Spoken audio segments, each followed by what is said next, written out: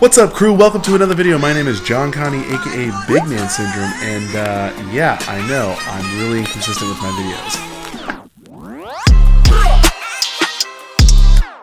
So before we jump into this, if you're not a part of the crew, this channel is mostly about fitness, family, and creative. Today we're going to be changing my camera bag. For the longest time, I've been using this in-case bag.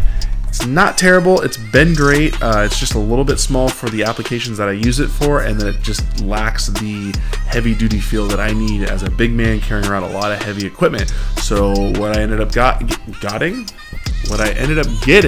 is the Low Pro 450, which is built for portrait style or grip handled cameras, which I have a grip on my Sony a7R III. So speaking of which, let's go ahead and dive into this. I'm going to go ahead and switch the camera around because right now I'm using the front facing camera on my phone, and I need to get the first thing out of this bag. So let's go ahead and do that. All right, so I'm going to try to spend as little time on each thing as possible because I don't want this to be a super long video. I'm going to pick the most important things to talk about, being my top few pieces of equipment.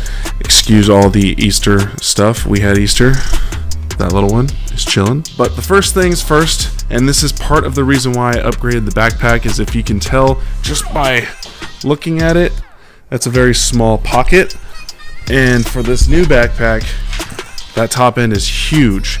And I'm still debating on whether or not I'm going to put my camera up top, which is the typical spot, or if I'm going to go ahead and utilize this side section here for that, because that might be cooler, easier access if I'm traveling around with the backpack on versus having to like flip my backpack off and open up the top clamshell. But regardless, first thing that comes out of this bad boy, it's my main camera, pretty much my primary camera in general. I have another Sony. It is the a6500, but it is no longer in my backpack because I just can't handle the lack of battery power, and the crop sensor is always less. So I've got this bad boy a7R III as my main and pretty much only camera now.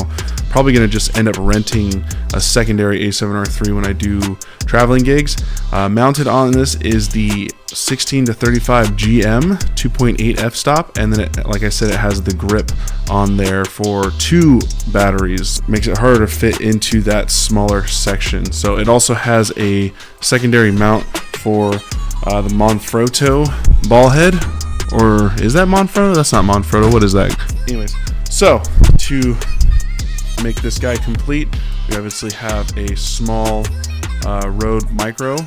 This just is less cumbersome. It's not as high quality as other, bigger shotgun microphones that you might put on top of the camera, like a Video Mic Pro. But it's cheaper. It doesn't have battery, so you don't have to worry about turning it on and off or killing it mid-shoot. So for vlogging and even for not super high-end professional shoots, it does the job. Quickly pops on there. All you gotta do is make sure that it's plugged all the way in here. Doing all this stuff with one hand is hilarious. Looks like it's kind of bent down. Hopefully I didn't break it while it was in this tight bag.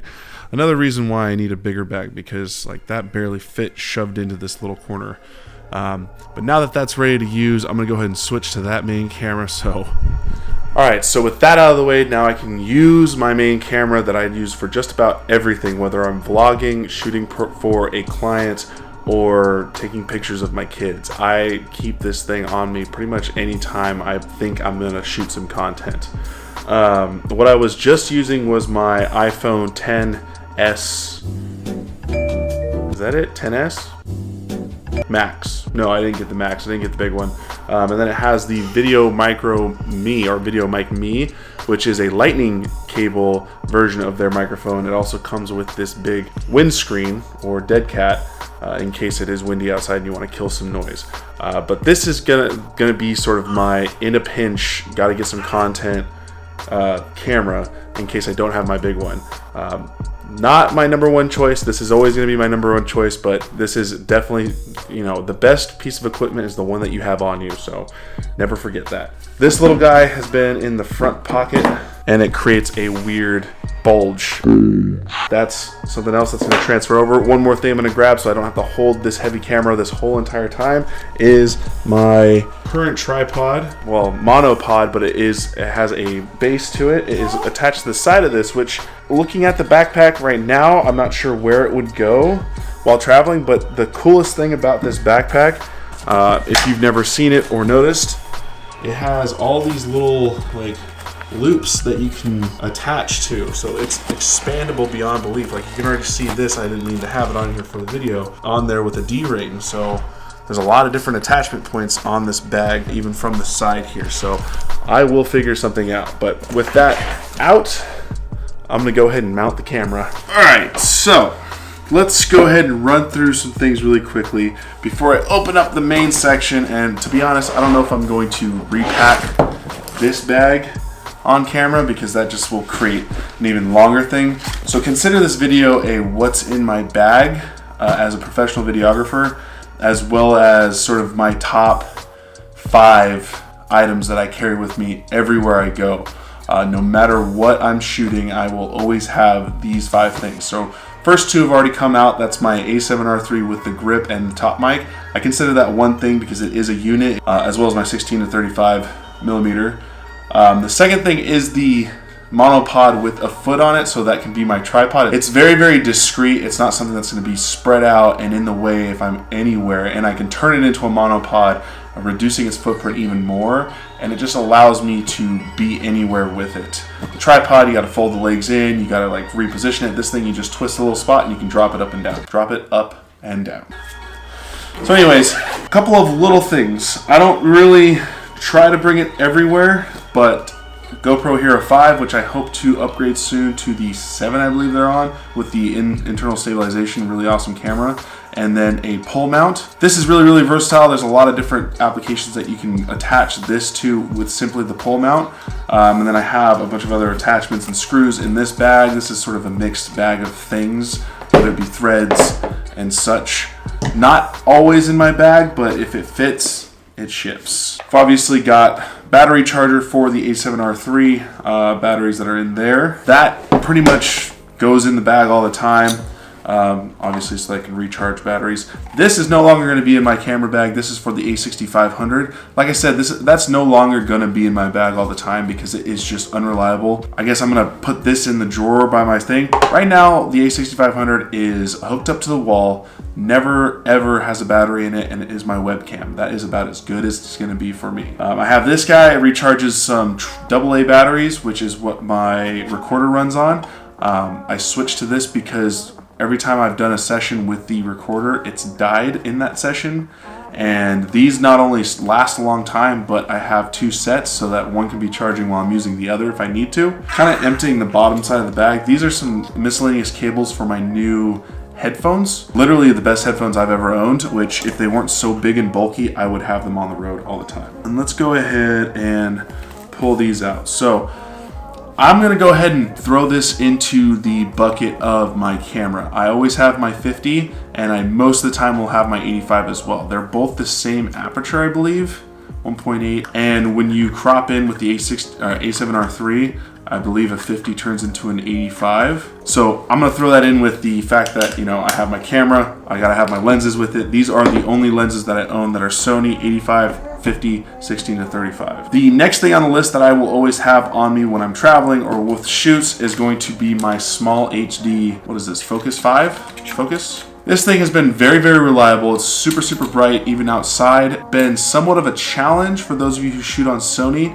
I haven't really dove into this. I don't know why I haven't taken the time to figure it out, but it will color correct in the screen, so it won't show you the S-Log format or the Cine 4, either one that you're using. It will not show you that from the camera. It will actually color correct it and make it, excuse me? It'll actually color correct it and make it look like the finished product. Obviously, all the accessories that come with it, huge battery to make sure this thing doesn't die, and then a charger for that battery goes right in there with it.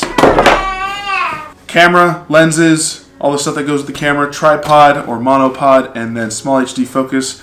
My next one is going to be my H4n recorder. It's a humongous recorder, and I'm working on bringing it down a notch, or at least having a wireless system that goes to this. This has been amazing as far as recording audio at a high quality. And with that, I believe kind of goes with the system is this is an Audio Technica shotgun mic. This with the XLR cable into here, incredible audio. This is what I typically use when I'm doing sit downs with myself or shooting client work where I want to make sure I have the highest possible quality audio from what I have. And it comes in this little bag, keeps everything together. There's also an XLR to 3.5 millimeter cable in there, stereo. Everything that I'm mentioning here, I'm gonna have links down below from Amazon. That is an affiliate link, so if you do use it to buy anything, that does help the crew out. So, last few things in this section is going to be my headphones, which I finally have. This pair stays in here, and a cable so that I can hear what I'm recording if it's really, really loud in the space that I'm in, and I want to make sure that the levels of whatever mic is hooked up to me is high enough so I can hear my subject. I need headphones. All too many times if I left my headphones behind, so they're going to always be in my bag. Not in the top tier. There's always an option to go buy some cheap headphones if I need to. If they don't fit, they don't go in, but typically these will be in here. Might as well keep it. Extra battery, so I have a total of 3 batteries for the Sony a7R III. And then obviously this is always in there. You got SD cards on top of SD cards, because you never know when you're gonna run out of space and you actually need to pull one of these out. And this is a body cap for the Sony a7R III if I ever need to go just straight up body. All right, that is everything out of that back end. I'm gonna pull these last few things out quickly. These are 2 bags that I have that are filled with a bunch of goodies. This power bank from Ridge Wallet with a cable, a XLR lav mic, actually this is a really cool tool. Chris Howe posted it. It's a super cheap tool that comes with this guy right here. That is a lifesaver if you have a camera and you're constantly trying to put new mounts on it. You just never can twist it enough. And that screwdriver, you never have a screwdriver on you, but this I will always have on me now. Not in my top 5, but I might have to make that a bonus. I have a secondary bag, which has a lot of the sort of video audio stuff in it. You got HDMI cables. Actually, it's more just cables in here. And then I have one D-ring, which I think I'm gonna actually take that out now. And this is gonna go on my bag. That'll be the first thing I put other than my thing there. So I got USB cable, extension. We've got a bunch of goodies in here. Ethernet, Thunderbolt, which I may not need in the future, depending on whether or not I upgrade. This I need to upgrade because it's not that great. It's a Tiffin variable ND filter. Basically, it's sunglasses for your camera and lens.